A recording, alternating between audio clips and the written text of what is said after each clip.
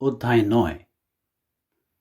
আর তিনি তাদের বললেন, আমি তোমাদের সত্যি বলছি, এখানে যারা দাঁড়িয়ে রয়েছে তাদের মধ্যে কেউ কেউ যতক্ষণ না ঈশ্বরের রাজ্যকে ক্ষমতা সহকারে আসতে দেখছে ততক্ষণ পর্যন্ত মারা যাবে না। 6 দিন পর যিশু পিতর, যাকব ও যোহনকে সঙ্গে নিয়ে এক উঁচু পর্বতে উঠলেন, আর সেখানে তাদের সামনে তার রূপ বদলে গেল। তার কাপড় উজ্জ্বল হয়ে উঠল এবং এমন সাদা হলো যে পৃথিবীর কোনো ধোপার পক্ষে তেমন সাদা করা সম্ভব নয়। আর এলিও মসি তাদের সামনে আবির্ভূত হয়ে যিশুর সঙ্গে কথা বলতে লাগলেন। তখন পিতর যিশুকে বললেন, গুরু, এখানে থাকা আমাদের জন্য ভালো। আমরা 3টে তাঁবু তৈরি করি, একটা আপনার জন্য, একটা মসির জন্য এবং একটা এলিয়ের জন্য। আসলে পিতর ঠিক বুঝে উঠতে পারছিলেন না কি বলতে হবে, কারণ তারা সবাই খুব ভয় পেয়ে গিয়েছিলেন। আর একটা মেঘ এসে তাদের ঢেকে দিল এবং মেঘের মধ্য থেকে একটা কণ্ঠস্বর শোনা গেল, ইনি আমার প্রিয় পুত্র, তোমরা তার কথা শোনো। এরপর হঠাৎ তারা চারপাশে তাকিয়ে যিশুকে ছাড়া আর কাউকে দেখতে পেলেন না। পরে পর্বত থেকে নেমে আসার সময় যিশু তাদের দৃঢ়ভাবে এই আদেশ দিলেন, তোমরা যা যা দেখেছ তা কাউকে বলো না, যতক্ষণ না মনুষ্যপুত্র পুনরুত্থিত হন।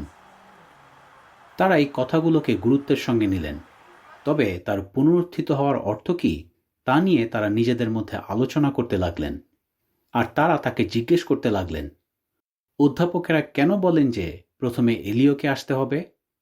তিনি তাদের বললেন, সত্যি, এলিও প্রথমে আসবেন এবং সবকিছু আগের অবস্থায় ফিরিয়ে আনবেন। তবে শাস্ত্রে কেন এই কথা বলা আছে, মনুষ্যপুত্রকে অনেক কষ্ট ভোগ করতে হবে এবং তার সঙ্গে দুর্ব্যবহার করা হবে? কিন্তু আমি তোমাদের বলছি, এলিয়ের বিষয়ে যেমনটা লেখা আছে তেমনি তিনি আসলে এসে গিয়েছেন, আর লোকেরা তার প্রতি যা ইচ্ছা তাই করেছে। পরে তারা অন্য শিষ্যদের কাছে এসে দেখলেন তাদের চারপাশে অনেক লোক ভিড় করে রয়েছে এবং সেখানে অধ্যাপকেরা তাদের সঙ্গে তর্ক বিতর্ক করছে। কিন্তু লোকেরা যিশুকে দেখা মাত্র অবাক হয়ে গেল এবং দৌড়ে তার কাছে গেল। তখন তিনি তাদের জিজ্ঞেস করলেন, তোমরা ওদের সঙ্গে কি নিয়ে তর্ক বিতর্ক করছ? আর লোকদের মধ্য থেকে একজন তাকে উত্তর দিল, গুরু, আমি আমার ছেলেকে আপনার কাছে নিয়ে এসেছিলাম, কারণ ওকে এক বোবা মন্দ স্বর্গদূতে পেয়েছে। আর যখনই সেটা তাকে ধরে তখনই তাকে মাটিতে আছাড় মারে এবং তার মুখ দিয়ে ফেনা বের হতে থাকে, আর সে দাঁত কিরমির করতে থাকে এবং সমস্ত শক্তি হারিয়ে ফেলে। আমি আপনার শিষ্যদের সেই মন্দ স্বর্গদূত ছাড়াতে বলেছিলাম, কিন্তু তারা ছাড়াতে পারেননি। সেই কথা শুনে তিনি লোকদের বললেন, হে অবিশ্বাসী প্রজন্মের লোকেরা, আমি আর কতদিন তোমাদের সঙ্গে সঙ্গে থাকব? কতদিন তোমাদের সহ্য করব? ছেলেটিকে আমার কাছে নিয়ে এসো।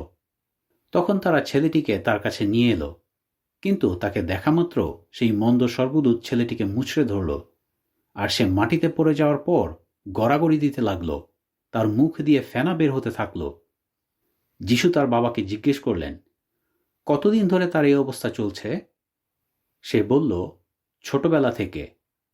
আর সেই মন্দ স্বর্গদূত তাকে মেরে ফেলার জন্য কখনো আগুনে আবার কখনো জলে ফেলে দিয়েছে।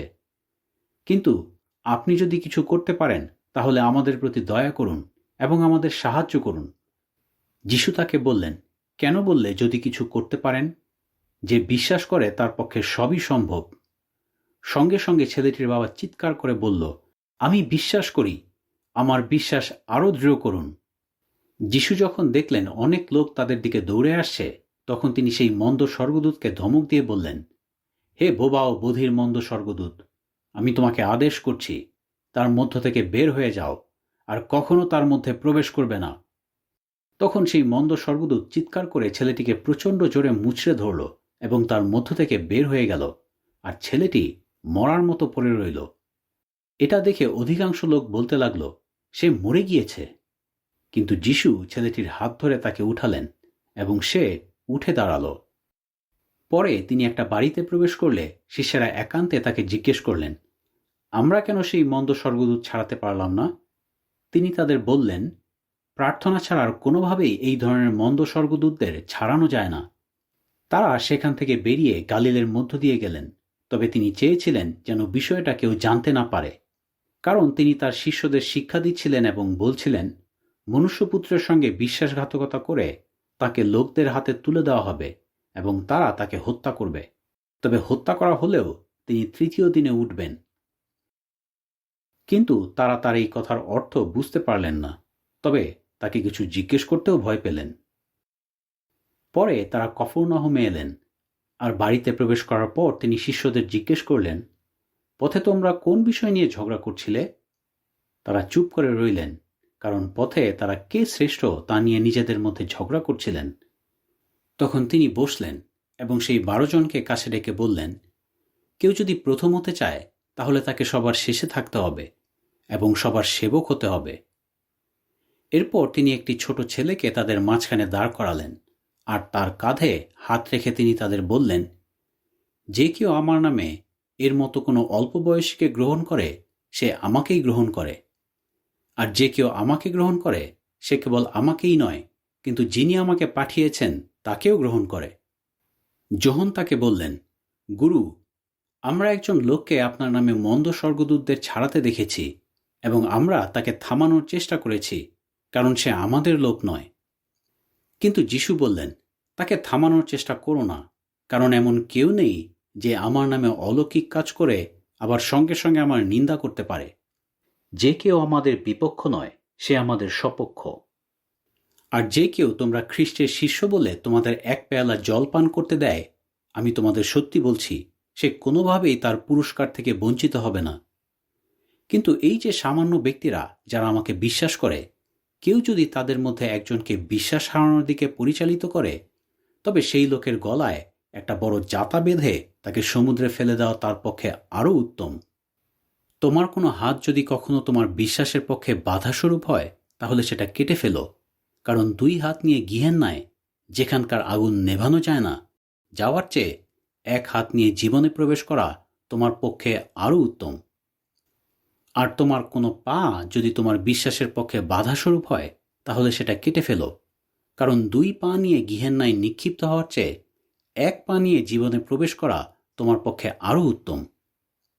আর তোমার কোনো চোখ যদি তোমার বিশ্বাসের পক্ষে বাধাস্বরূপ হয়, তাহলে সেটা উপড়ে ফেলে দাও। 2 চোখ নিয়ে গিহেন্নায় যাওয়ার চেয়ে 1 চোখ নিয়ে ঈশ্বরের রাজ্যে প্রবেশ করা তোমার পক্ষে আরও উত্তম। কারণ গিহেন্নায় কীট মারা যায় না এবং আগুন নেভে না। খাবারের উপর যেমন লবণ দেওয়া হয়, তেমনি সেই লোকদের উপর আগুন দেওয়া হবে।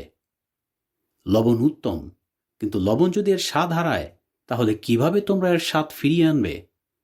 তোমরা লবণের মতো হও এবং একে অন্যের সঙ্গে শান্তিতে থাকো।